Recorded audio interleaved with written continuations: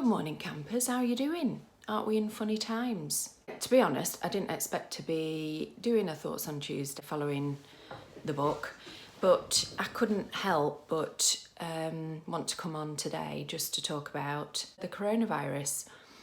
And my intention is to give some practical strategies that you can use to really calm the mind, calm the body, because that's one of the best things that you can do for yourself right now, particularly from an immune perspective, because when we go into panic, what we're doing is we're triggering our fight or flight system. So it's the sympathetic nervous system. And what happens, so whilst we're in fight or flight, our immune system shuts down.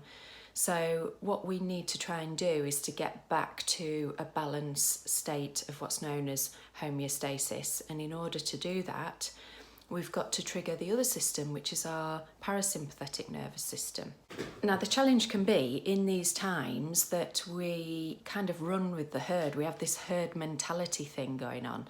And I noticed even this morning there was a video being shared on social media of a local Aldi with hundreds of people queuing up. And the challenge with that is that if there's a squeeze on resources, so again, that can turn to panic.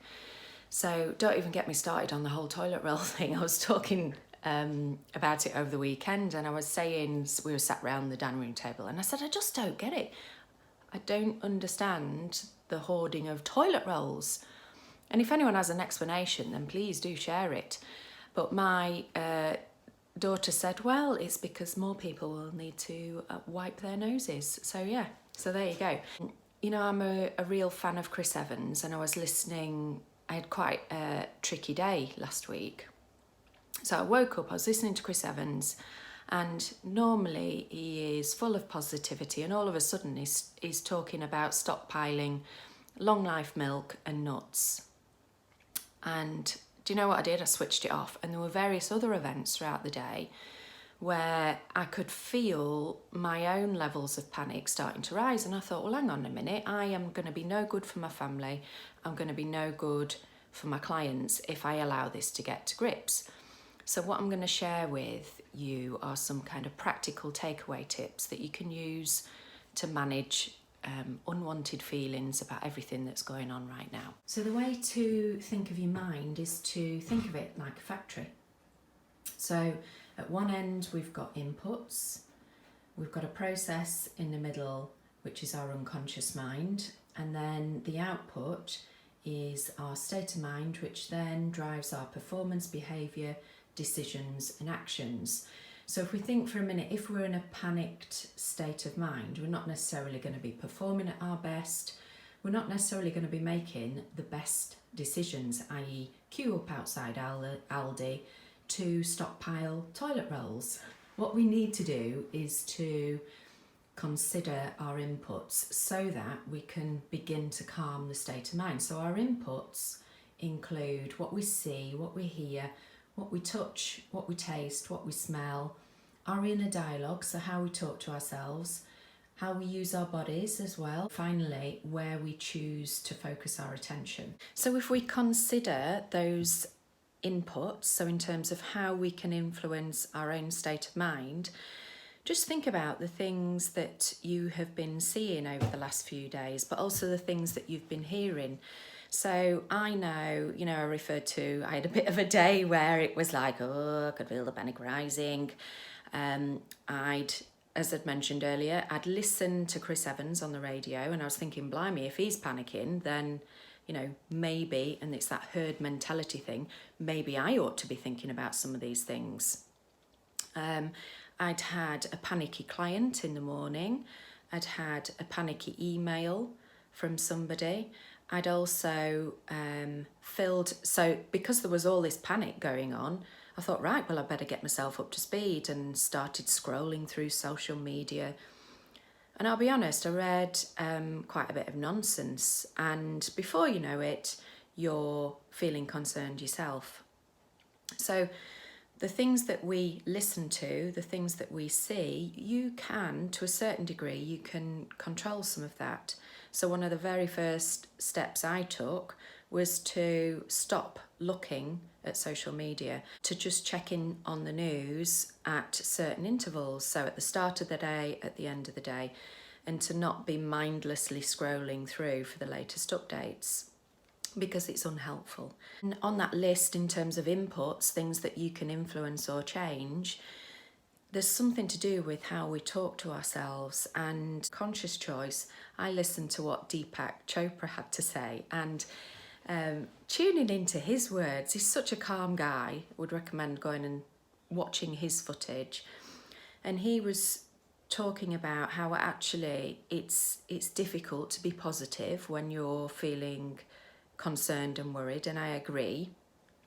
And I think there are things that you can do to help yourself, such as, rather than using a panicky inner voice, using more of a calm, balanced, reassuring voice. And I talk about this in my book, that we have different voices for different times, and you changing the tonality, so the way in which you talk to yourself, can have a calming effect on you. So the next thing that you can do, so we've considered the mind, treating it like a factory.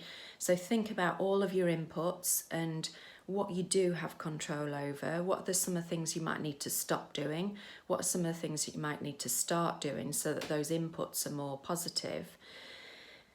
The other thing is to consider, so again, when we get worried or anxious about something, we can start the what if pattern. What if this happens? What if that happens?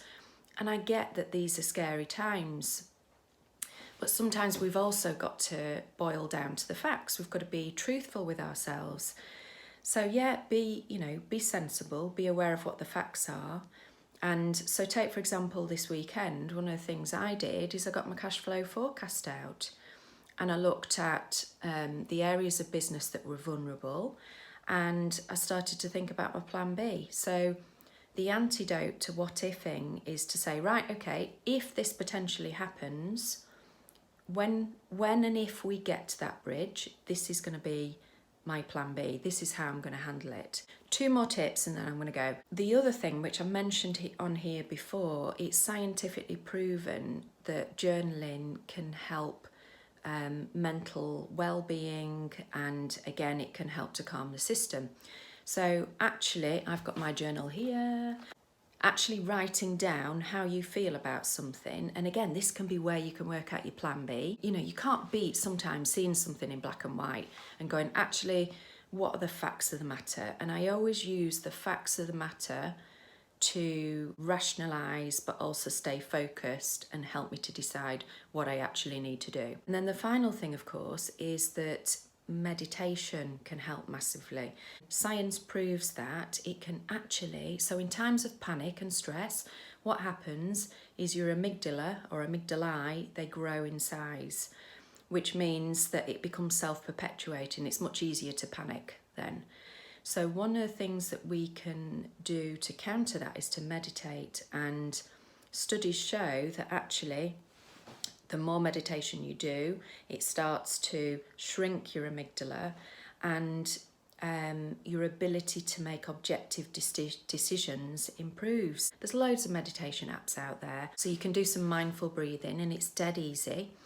It's called 7-11 breathing. So you inhale for a count of 7 through your nose, and then you exhale for a count of 11 through your mouth. And as you're inhaling, your abdomen should be expanding and contracting as you exhale. And they reckon do that 20 times, calm your system. Anyway, my lovelies, take care and see you sometime. Bye.